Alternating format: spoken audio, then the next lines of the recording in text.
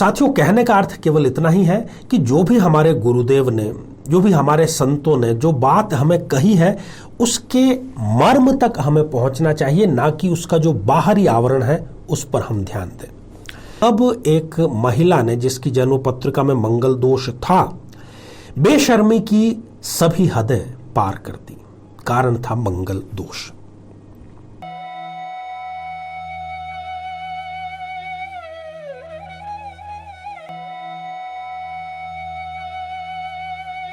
साथियों, प्रत्येक गुरु का अपने शिष्यों को शिक्षा प्रदान करने का, कोई संदेश प्रदान करने का एक अपना तरीका होता है, होना ही चाहिए, यही उनकी विशेषता होती है। ऐसे ही एक गुरुदेव थे और वो अपने शिष्यों को हर माह एक टारगेट देते थे, त्याग का टारगेट। प्रत्येक माह वो अपने शिष्यों को किसी वस्तु विशेष या फिर किसी स्थिति विशेष का त्याग करने के लिए कहते थे, जिससे कि उनकी सहनशीलता, उनकी त्याग शक्ति की परीक्षा हो जाती थी और उनका उस वस्तु से इन्वॉल्वमेंट बिल्कुल भी नहीं रह पाता था। ऐसे ही उन्होंने अपने शिष्यों से कहा कि अब जो ये माह आज से प्रारंभ हो रहा है, इसमें आप स्त्री से अपने आप को दूर रखेंगे। जी हां, औरत से। अब इतना कहना था तो शिष्यों का तो यही धर्म है कि जो गुरुदेव ने कहा है उसका अक्षरशः पालन किया जाए, और वो सब जुट गए। उन्हीं शिष्यों में से 4 शिष्यों का एक दल संध्या काल में एक नदी किनारे टहल रहा था और उन्होंने देखा ये कि एक स्त्री जो कि युवा थी, वो नदी पार करना चाहती थी और नदी जो है उसमें पानी की अधिकता थी और धार भी थोड़ी अधिक थी, तो वो चाहते हुए भी पार नहीं कर पा रही थी, जबकि उसको पार करके उस पार जो कि उसका घर था वहां तक उसको पहुंचना था। उन 4 शिष्यों ने आपस में चर्चा प्रारंभ की कि हमें इस बार का टारगेट मिला है कि स्त्री से दूर रहना है। अब इसकी मदद करना तो बहुत दूर की बात रही, हमें इस तरफ देखना भी नहीं चाहिए और अपने आश्रम के रास्ते पर हमें चल पड़ना चाहिए। उन्हीं में से एक युवक चुपचाप गया, उस स्त्री को उसने अपने कंधे पर बैठाया और नदी को पार किया, उसको उस पार छोड़ा, वापस आया और वापस अपने मित्रों में वो शामिल हो गया। इतना उसका करना था कि जो 3 अन्य उसके मित्र थे वो उसको कोसने लगे, ताने देने लगे कि तुमने गुरुदेव का अपमान किया है, तुमने शिक्षकों का पूर्ण रूप से अपमान किया है और तुम्हारा अपने आप के ऊपर कोई कंट्रोल नहीं। अब जाकर के उन्होंने अपने गुरुदेव से ये बात कही। अब उन शिष्यों को, बल्कि अन्य जिस किसी को भी ये बात पता चली, वो सब ये जानने को उत्सुक थे कि आखिर गुरुदेव इस बारे में अपना क्या रिजल्ट, क्या निर्णय सुनाते हैं। गुरुदेव थोड़ी देर मुस्कुराए और फिर उन्होंने कहा कि कम से कम एक शिष्य तो मेरी परीक्षा में पास हो गया। इसने तो स्त्री का त्याग वहीं कर दिया, पर तुम सब लोग अभी तक स्त्री से चिपके हुए हो, स्त्री को अपने दिमाग में आप धारण किए हुए हो। इसने चाहे स्पर्श भले ही कर लिया हो, परंतु इसके मन में किसी प्रकार की कोई वासनात्मक बात नहीं आई थी। तो जब आप विचार विशेष को दिन रात अपने दिमाग में दौड़ाते रहते हैं, कट नहीं कर पाते, तो वो कोई त्याग नहीं हुआ। हम भी जब किसी जातक को ये कहते हैं कि मारक ग्रह जो है उसका दान करना चाहिए और योग कारक जो ग्रह है उसके लिए मंत्र जाप करना चाहिए, परंतु ये बात किसी को आसानी से समझ में नहीं आती। इसका उल्टा ही करते हैं लोग। मारक ग्रह का कई बार वो मंत्र जाप करना प्रारंभ करते हैं, साधना प्रारंभ करते हैं, जो कि बिल्कुल गलत है और दुष्परिणाम भी उनको आते हैं। फिर वो कहते हैं कि इतने उपाय भी हमने किए गुरुजी, परंतु हमें कोई लाभ नहीं मिला। फिर वो इस विद्या को दोष देना प्रारंभ करते हैं, जो कि नितांत ही एक गलत बात है। साथियों, कहने का अर्थ केवल इतना ही है कि जो भी हमारे गुरुदेव ने, जो भी हमारे संतों ने जो बात हमें कही है, उसके मर्म तक हमें पहुंचना चाहिए, ना कि उसका जो बाहरी आवरण है उस पर हम ध्यान दें। जीवन में किसी समस्या का सामना कर रहे हैं, जैसे कि शादी में देरी होना, पति पत्नी में मनमुटाव या तलाक तक की नौबत आ जाना, संतान का प्राप्त न हो पाना, नौकरी या धन प्राप्ति में बाधा आना, जीवन के प्रत्येक क्षेत्र में किसी न किसी प्रकार की बाधा आना, तो आज ही अपनी जन्म पत्रिका का संपूर्ण विश्लेषण करवाएं और पाएं समस्या से सदैव के लिए मुक्ति। तो मेरे बहुत ही प्रिय और बेहद सम्मानित साथियों, हृदय की असीम गहराइयों से अभिनंदन, बहुत बहुत हार्दिक स्वागत।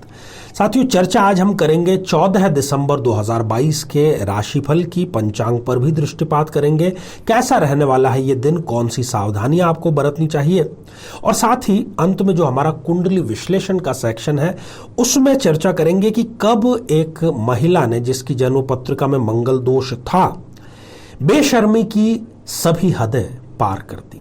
कारण था मंगल दोष। तो साथियों, आज 14 दिसंबर 2022 है, दिन बुधवार, पौष कृष्ण पक्ष की आज षष्ठी है, नक्षत्र मघा है और योग वैधृति है। करण की यदि चर्चा करें तो गर और वणिज रहेगा। आज यदि कोई खास कार्य आप करना चाहते हैं, शुभ मांगलिक महत्वपूर्ण कार्य करना चाहते हैं, तो एक समय को आपको टाल देना चाहिए, जो कि राहु काल है। दोपहर के 12:15 से लेकर के दोपहर के 1:33 अर्थात 33 मिनट तक ये काल आपको टाल अवश्य देना चाहिए। तो साथियों, शुरुआत करते हैं मेष राशि से। मेष राशि के जो जातक हैं उनसे आज विशेष अनुरोध है कि जैसे हम घर में से कचरा बाहर निकाल देते हैं, आप अपने व्यक्तित्व में से आलस्य यदि बाहर नहीं निकालेंगे तो इसका बहुत बड़ा दुष्परिणाम आपको भुगतना पड़ेगा। तो तुरंत ही आलस्य को आप निकाल फेंकिए। समय पर यदि आप कार्य संपन्न करेंगे, जो कि करना ही चाहिए, और आज यदि आप ऐसा करते हैं तो इससे आपकी जो छवि है खासतौर पर कार्यस्थल पर, उसमें उत्तरोत्तर वृद्धि होगी और आपके विरोधी भी जो है वो आपकी सराहना जरूर करेंगे। आपको सफलता यदि प्राप्त करनी है खासतौर पर आज के दिन, तो वो अपने मेहनत से ही आपको प्राप्त होगी। यदि आप भाग्य के भरोसे आज के दिन को छोड़ देंगे तो आपको सिवाय निराशा के और कुछ भी प्राप्त नहीं होगा। वृषभ राशि, आप तलाश किसी और चीज की कर रहे होंगे और आपको मिल कोई ऐसी चीज जाएगी जो कि बहुत ही मूल्यवान है और लंबे समय से आप उसकी तलाश कर रहे थे। कोई रुका हुआ और लंबे समय से रुका हुआ कार्य आज आपका बन जाएगा। तो ये आपके लिए आज प्रसन्न होने के लिए बहुत बड़ा कारण है। जो लोग स्टार्टअप पर काम कर रहे हैं, उनकी स्टार्टअप की योजना एक कदम आगे बढ़ेगी और सफलता की राह उनके लिए आगे खुल रही है। मिथुन राशि, अपने परिवार की कोई बड़ी जिम्मेदारी आपको अपने पिता के द्वारा, माता के द्वारा, बड़े भाई के द्वारा दी जा सकती है, जिसको लेकर के आप थोड़े से परेशान तो जरूर होंगे, परंतु आप गौरवान्वित भी अवश्य ही महसूस करेंगे। कोई नया कार्य, कोई नया लक्ष्य भी आज आपको ऑफिस में मिल सकता है। आज आपको अपने संतान से संबंधित कोई शुभ समाचार जरूर मिलेगा, उनके रोजगार को लेकर के, उनकी सफलता को लेकर के। कर्क राशि, आज जो आप आशा लगाए बैठे हैं उसके अनुरूप कार्य नहीं होगा, इससे थोड़ी सी आपको निराशा हो सकती है। जब भी आज संकट का कोई समय आता है, खासतौर पर आकस्मिक संकट का, तो आपको हनुमान चालीसा का सहारा लेना चाहिए और आप देखेंगे कि कैसे ही कुछ क्षणों में ही वो संकट काफूर हो जाता है। हालांकि आज संध्या के पश्चात आपको शुभ समाचार अवश्य मिलेगा। इसी बीच में पहला कमेंट आज का हम शामिल कर रहे हैं। संजना शर्मा जी ने ये लिखा है कि 108 नाम पूरे नहीं है, 107 नाम है। जी हाँ, ये 107 ही हैं। 108वें नाम के रूप में आप पार्वती या जगत जननी, इन दोनों में से किसी एक नाम का आप उच्चारण कर सकते हैं। ये वही प्रयोग है जिसने हजारों शादियों का रिकॉर्ड बनाया है। साथियों, सिंह राशि की बात करते हैं। कोई भी निर्णय आप ले रहे हैं, खासतौर पर महत्वपूर्ण निर्णय है, बड़े निवेश का निर्णय है, जीवन से संबंधित कोई निर्णय है, तो बहुत सोच समझ करके कम से कम 3 बार विचार करके किसी अनुभवी की सलाह लेकर के ही आपको कार्य करना चाहिए। आज आपको दिन की शुरुआत जो है वो माता के मंदिर में दर्शन करके, उनका आशीर्वाद प्राप्त करके ही करनी चाहिए। वित्तीय स्थिति में सुधार की जो योजना है, आज उस पर आपका कार्य जरूर संपन्न होगा। कन्या राशि, आज जो योजना, जो प्लानिंग आपने बनाई थी, उसमें किसी प्रकार की रुकावट संभव हो सकती है। यदि आप लीडर हैं तो बहुत बड़ी जिम्मेदारी आज आपको अपने अधीनस्थों को नहीं देनी चाहिए, टीम को नहीं देनी चाहिए। देते हैं तो स्वयं उस पर नियंत्रण रखें, स्वयं उसको वॉच जरूर करें। किसी तीसरे व्यक्ति के कारण पति पत्नी में गंभीर विवाद की स्थिति उत्पन्न हो सकती है। तुला राशि, आज प्रमोशन के आपके योग बन रहे हैं, प्रमोशन की फाइल आगे बढ़ सकती है, उस पर कोई विवाद है तो वो सुलझ अवश्य जाएगा। शत्रु से किसी प्रकार का समझौता भी आपके लिए जरूर होगा जो कि आपके पक्ष में ही रहेगा। और व्यापार में आज अनिवार्यतः लाभ के संपूर्ण योग निर्मित हो रहे हैं। वृश्चिक राशि, आप कोई प्रस्ताव देंगे या आप मीटिंग में आज जो भी बात कहते हैं उसको आउटराइट रिजेक्ट कर दिया जाएगा। यात्रा का योज आपके आज बन रहा है और पैतृक संपत्ति संबंधी कोई विवाद है तो वो आज बढ़ने की आशंका है। इसी बीच दूसरा कमेंट साथियों हम शामिल कर रहे हैं। प्रेमलता रे जी ने ये लिखा है कि प्रणाम आचार्य जी, सही में जिंदा लाश की तरह रहने के बराबर होता है। मेरे मकर लग्न में 7th हाउस में सूर्य है, अब तलाक हो चुका है, पिता के साथ हूं तो जिंदा बच गई वरना इस दुनिया में न होती। धन्यवाद गुरुजी। प्रेमलता जी, आपकी जो पीड़ा है आप उससे बच निकले, नहीं तो कई लोग आत्महत्या तक का सहारा लेना पसंद करते हैं। तो इस प्रकार जब भी जीवन में कोई बड़े संकट की स्थिति आती है तो हम उपायों के माध्यम से, खासतौर पर वैदिक उपायों के माध्यम से अपने आप को संभाल सकते हैं। ढेर सारी आपको शुभकामनाएं। धनु राशि, साथियों आज कुछ रिसोर्सेज, कुछ साधनों की कमी के कारण आपको कार्य में रुकावट की स्थिति उत्पन्न होते हुए नजर आ रही है।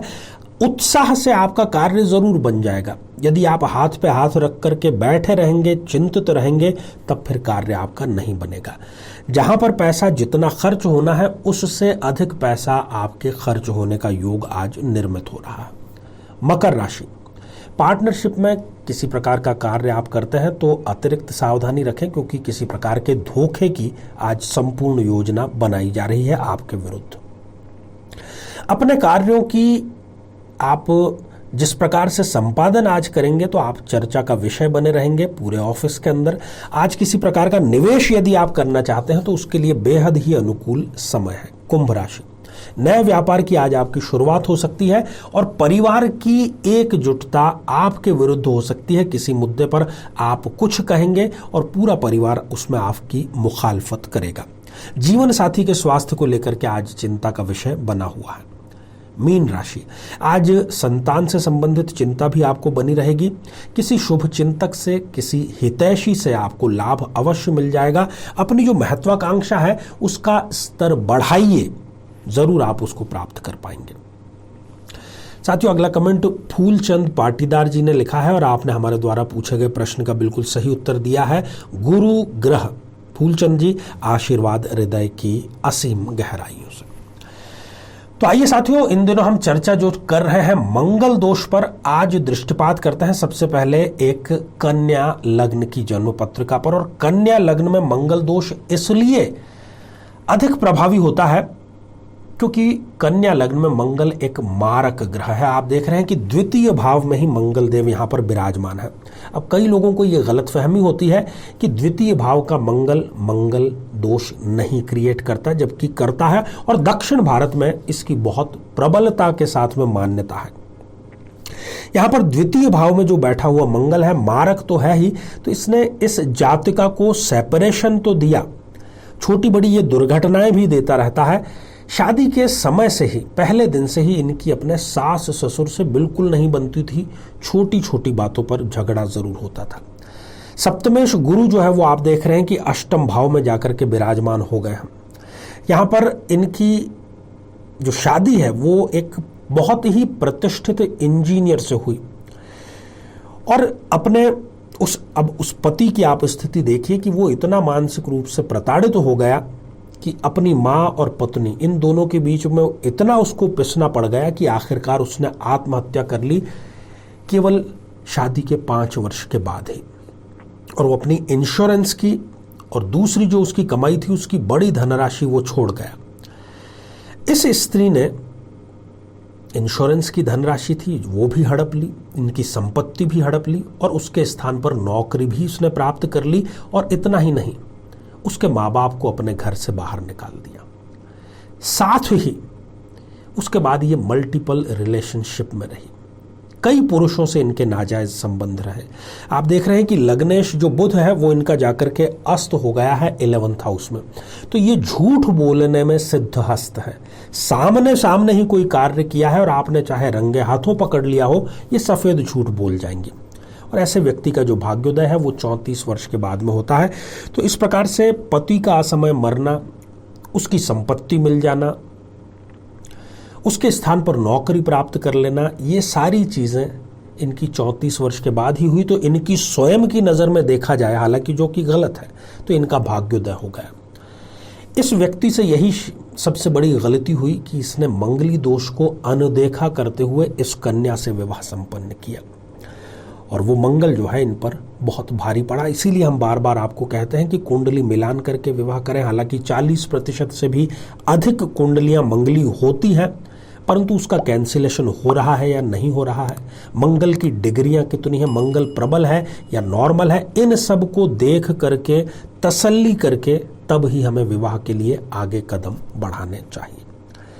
तो साथियों, आज के लिए केवल इतना ही, और इसी मंगल कामना के साथ में कि आप सभी स्वस्थ, समृद्ध और शांतिपूर्वक जीवन व्यतीत करें। नमस्कार।